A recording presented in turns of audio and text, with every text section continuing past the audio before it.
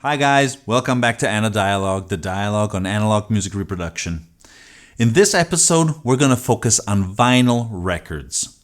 And more specifically, we're going to explore the current, the amazing present of vinyl records, what is happening, the main characteristics, and especially also we're going to take a look at the future of vinyl records. Something that a lot of people are discussing. We have discussed this very briefly in the past. Today we're going to want to go a little more in depth. Are you ready? Here we go.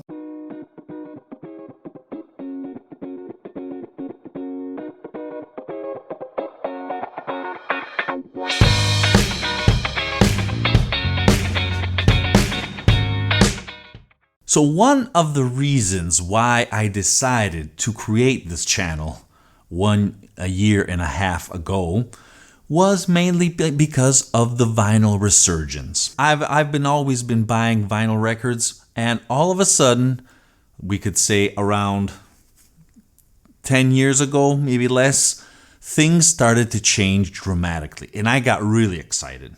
Not only because finally other people were sharing my own passion, since I was buying records and cassettes back in the 80s when I was growing up, and then all of a sudden we all passed to CDs. But then slowly, before the resurgence, I went back to vinyl because it is a fantastic medium, high quality sound, and also in some cases cassettes, especially reel-to-reel. And finally, when this resurgence, this renaissance of vinyl came back and a lot more production reissues were finally released, I decided to make this channel. So today is going to be kind of a special episode because we're going to focus on one of the main points why I, as I said, decided to do this channel. So follow me in order to understand what is happening and where are we going after this. So okay, we're going to take a look at 5 main points regarding the amazing presence and future of vinyl records. First point, sales. Okay, so this is an important point. If we take a look at this diagram was released, I got it from the website of the RIAA, the U.S. record music sales. So we're looking at the sales, the official sales between 1973 and 2018 in the U.S., which obviously is the leading market. In these numbers, we don't have the rest of the world, as you can imagine. But this is a good piece of it. This is a good detail of what is happening, obviously, in the rest of the world. So I think this is the most important piece of information. As we can see, the sales are dramatically increasing since in the first years of the 2000s. But if we take a look at what happened before, obviously, we see that the millions of those are millions, guys, of units sold are completely different and huge, gigantic respect to what is happening now. But that's normal. As we said in a prior video of the Hi-Fi Myth, Mistakes, and Beliefs, here's a link, we are facing a completely different situation where we have lots of formats. So you can't compare anymore those sales with today's sales. You should combine them all together just to know how much music has been sold. But even the population changed, so that doesn't make sense. We're just going to focus on vinyl because it is cool to see what's happening. Because a lot of people were denying this, but it is happening. Vinyl sales are growing each year, and it's huge, guys. I mean, I read an article that claimed that this year, 2019, we are going to go over, which an easy goal, we could say, but we're going to go higher sales, higher volume sales than CDs, obviously. Okay, the interesting fact that if we take a look at this, again, at this diagram, I was reading an article on Forbes by Bill Rosenblatt, where he put an accent on these numbers. In fact, he claimed that these values are not completely faithful, are not correct, because we are missing something a big piece in this picture. We're missing the used market. Oh yeah, baby. A lot of people now, especially now, are buying used vinyl records, and that is not traceable, obviously, in the sales. We are just looking at new records sold. They can be reissues, they can be new releases, but we're looking at something new sold in a shop or online. So if we consider that, Rosenblatt says that we already have to double the amount of sales at that point. So double that. Plus, correctly, I think, he poses an accent on the vast presence of indie shops, which are not declaring their sales. They don't care about doing that. Where you have indie records, independent productions, or again, some used products. Everything that passes through those independent types of shops, which are a little off the grid of the market. And those, obviously, most of them at least, are not declaring their data. It's not illegal. I mean, they're just not. They're not obliged to send their information. At least I think so. In any case, they're not doing that. So we have to add another 0.5%. So the total sales that we're looking go actually at 2.5 times what we're facing. So if it's 5, we have to look at 15, okay? Just to understand what I'm saying.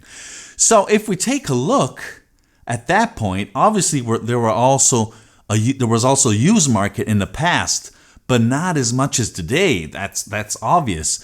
So if we combine all this information and we almost triplicate the sales and we compare it to the past, we see that our sales are between 1988 and 1989, which is a lot, guys. In those years, we were still selling a lot of LPs, as you can imagine. Yes, the CD just came out. Actually, it came out a little earlier. It was starting to become more present, but LP was still dominating the scene, or at least it was almost about to decease, we could say. So this is an important fact. The growth is huge, not that much compared to the past, but we do have to consider all the numbers in there, okay? Second point, sustainability. Yes, I want to put an accent on this because it is important. The environment, as you can imagine, is suffering from all this production of vinyl. Not only the vinyl itself, which is plastic, unfortunately, but hopefully people keep it at home. They're going to treasure it. It's something valuable, and we hope that it has a purpose. What we also have to need to bear in mind, is that a lot of chemicals are involved today in the process of vinyl records. So ethically, it's a very old technology that we're facing, which does have a negative impact on nature. Which is why also I was thinking about talking of the future of vinyl, because this is something completely, almost a paradox. We cannot go ahead with this type of production, with this type of toxic waste. Okay, guys, remember that. It's important. Point number 3. We are facing, actually, the labels, the industry, the artists are facing long and large queues at the pressing plants in the production chain. As you can imagine, we only have a few pressing plants in the world, and the amount of records is getting huge. As you've seen, even famous artists now want to release their new album on vinyl because it's cool, because it's trendy. Surely not for the audio quality. Absolutely, you can be sure about that. But in any case, it's good for us, even in that sense, because if it's trendy, everyone is going to do it, or at least a good part of the population will, and things will become bigger. But when things become bigger and the demand is so high, the pressing plants are not multiplying, or at least very, very few are being refurbished. We will get that in a sec. So we do have to remember that there's something wrong in this chain. In fact, this leads us to our fourth point: obsolete and scarce technology. As I was saying, we have only a few pressing plants. There are old machines. A lot of people don't even have maintenance of these. They're just running, and sooner or later they're gonna just break down. And again, it's a very complex machine. So if you don't know where to put your hands, or you don't have technicians to service that, you're done. Plus, if we think also at the step before pressing, even the cutting of the lathe needs complicated machines like the Neumanns. And those, are just a few around the world. Nobody is producing those, you can be sure about that. And only a few are in perfect, cool, good condition and are working correctly. So, in fact, a lot of people keep them like treasure and restore them where they're able to do that. It's difficult. We have only a few machines in this sense. So we're greatly depending on this obsolete technology, and it is scarce. It's lacking. It's not present. The demand at a certain point is going to encounter face by face with the maximum production numbers. At that point, we can't go ahead. Because physically we can't produce more vinyl records at that point. Plus, as you can imagine, since people, reasonably want to earn their money from pressing records or other steps, they're going to cut on the quality. They're not going to take time. They're not going to take care because they have a lot of orders, backup orders, and they have to follow their deadlines. So at that point, you go quickly. You don't have time to take your time, unfortunately. So that's also something we have to remember. I remember in a video there was Michael Fremer who was mentioning that only at a certain point during the day, the pressing plant reaches a perfect temperature. And at that point, the pressings during that period of time are perfect, are wonderful. Before, the machine is too cold. After, the machine is too hot. So even the hour when that takes place is important in obtaining high quality pressings, hence high quality reproduction, audio reproduction. So guys, this technology, we can't rely on something like that. It's gonna collapse. It's a system that is gonna fail at a certain point. It's gonna go in default and collapse. So that is why it is important to keep in mind all these aspects in order to understand where we're going, where we're facing. I just want to add that we don't even have the blueprints of the cutting lathe machines. So it's something gone practically. You can open it up and replicate each piece, but nobody's going to do that. It's going to cost too much. So we really have to move on to something new. Okay, point number 5, I wanted to express a positive thought, since with this reflourishing renaissance, as we said, of vinyl records, obviously we have fantastic and great new production, advancement in technology for what regards gear, new incredible turntables, or simply having a broad, great offer. The prices are going down of products that before were in a high-end segment.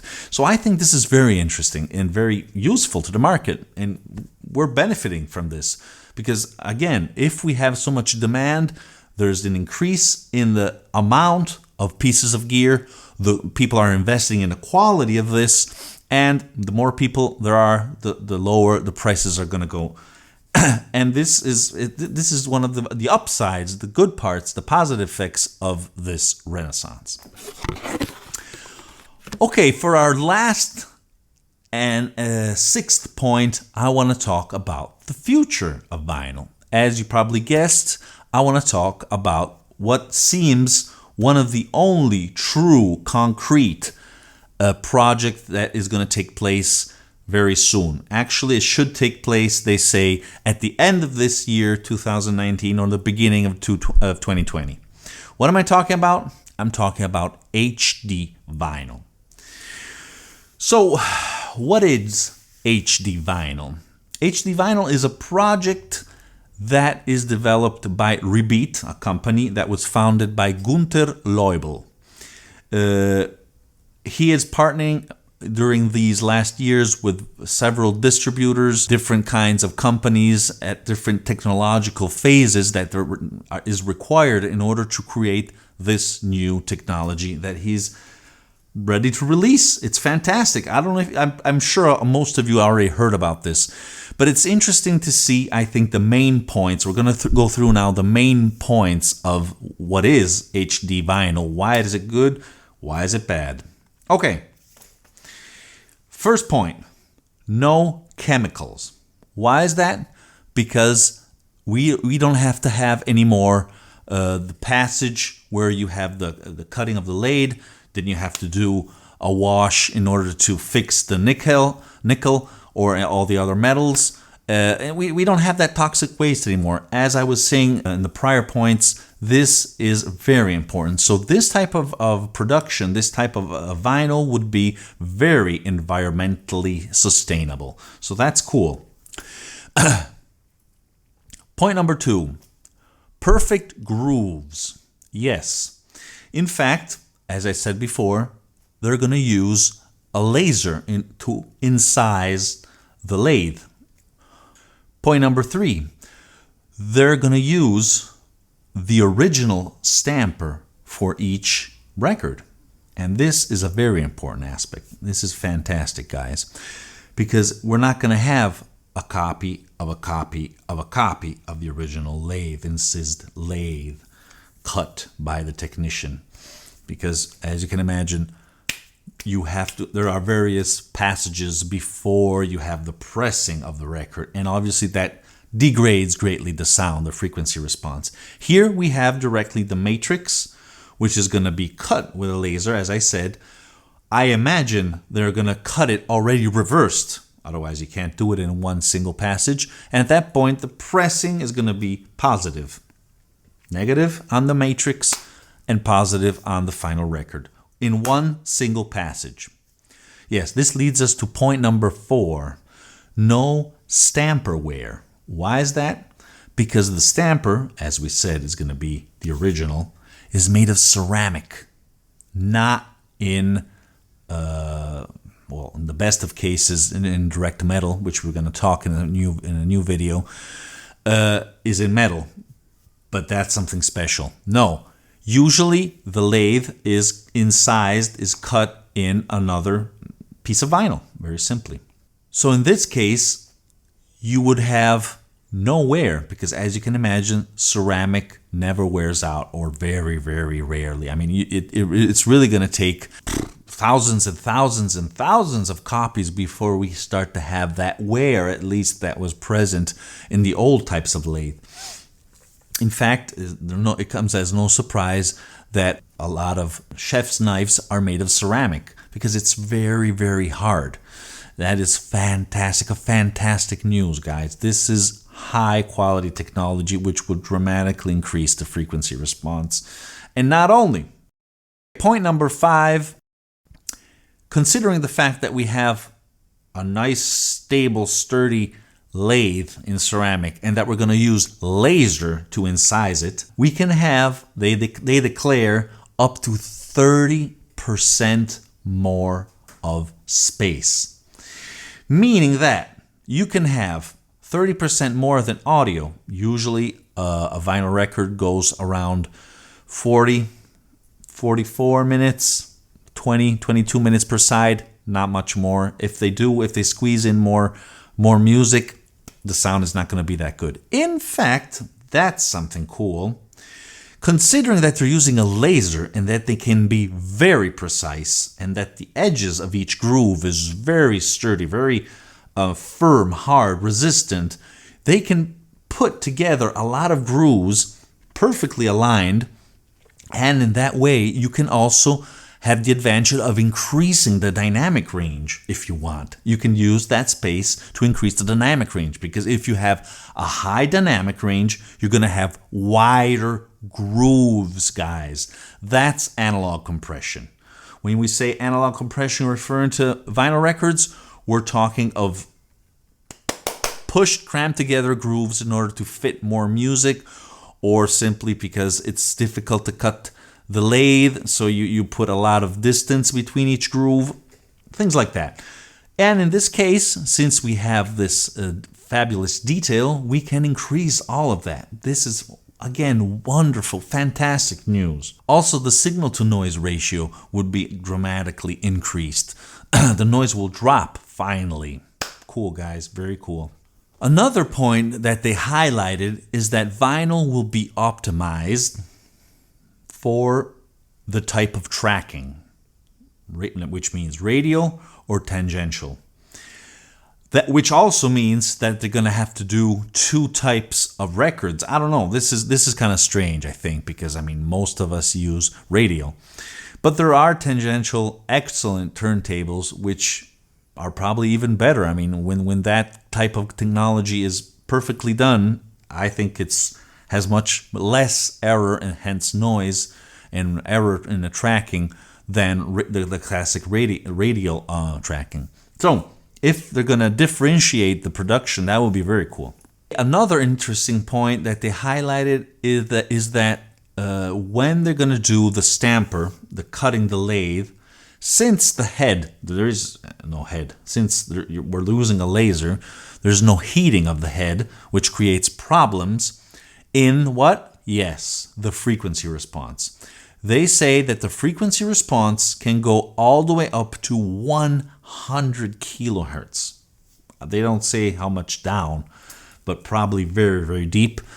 And again, this, if it's true, I mean, it's greatly beneficial. It's amazing. That's why I always claim that analog has the potential to be as good as digital or even better in some cases. Not only because it's faithful, it's involving. I already explained this many times. It's something that moves you and that brings you together with the music. But in some cases, if we have to talk numbers, I hate talking numbers, but if we have to talk numbers, in this case, if you use obviously a proper microphone, a new recording with a huge frequency response, etc., you could do it here finally. And this type of frequency response, you cannot put it, for example, on a CD. You can start to put it on high-res audio. So, excellent point. They also say that this type of vinyl is going to be retrocompatible, which is something good, which means you can use your own turntables and you're going to use also your existing cartridges. I think we're facing, nobody says this, or at least I didn't read this around, I think we're facing something like when we changed from mono to stereo. Yeah, you could use your old cartridge, but it's going to sound like crap. I am sure that we're going to need new cartridges, actually a new stylus, a new type of stylus, in order to go in those micro grooves, perfectly shape the... I don't know, maybe not. This is just my idea. I don't know. They say it's retrocompatible, so we're not going to have issues, and I'm sure it is. But most probably, in my most humble opinion, in order to have the maximum benefits, we're going to need a dedicated cartridge, I think. Another interesting point that they pointed out is that the whole process is going to be greatly speeded up. I mean, it's going to be very fast. After the artist had created his art, his music, mastered, engineered, sent off to the cutting of the stamper, and then the pressing, the whole process now is very long. It takes time. That's why everyone is queuing up. With this process, they say reasonably they're going to go much faster. Just the creation of one stamper is going to take an order of a few minutes. That's what they say. Okay, so after all these fantastic things, information regarding HD vinyl, which I'm very excited and I can't wait to try it, there is one huge downside. I'm not going to mention any other downside because I don't know any other downside, but there is one aspect that unfortunately dramatically kills my enthusiasm. What am I talking about? I'm talking about digital. Yes, guys. In order to create this whole process, to use a laser to cut the ceramic lathe, they're gonna need a digital file. Goodbye analog. So you're going to hold an analog format which is constructed, tailored, produced, optimized in a digital way. I think that the results, the quality is going to be exceptional in any case. Something like when you put a CD or high resolution audio on a cassette. The results are very, very good because the final medium does give an imprint of the music, of the signal, even if it's sourced from digital. So I think we're going to face something like that. High quality audio, very high quality audio, with that digital nuance soul, but fortunately refurbished, remodeled a little bit, made a little more warm, more soft, in an analog, pleasant way. Well, let's see, guys. Okay, so I hope you enjoyed this video, guys. Please post your comments here below. If you have more information on HD vinyl, what are your thoughts of the present of vinyl records and the future of vinyl records? If you heard of other projects, if you have more information on HD vinyl, anything. I'm curious. We're all curious. Okay, guys, thank you again and hope to see you soon. And remember, even in this case, we have to say it, music is born analog. And when I say that, I mean analog in the microphone. I don't mean analog tape or records. I mean analog in the microphones, analog in the voice. Audio signal is an analog waveform that is captured in an analog wave by the microphones, which transforms it in an electrical signal, which is still not digital, guys. That is not digital. After it's converted, that's where everything, the dramatic phase of conversion takes place, and that's where digital is born. But all music is born analog. Ciao!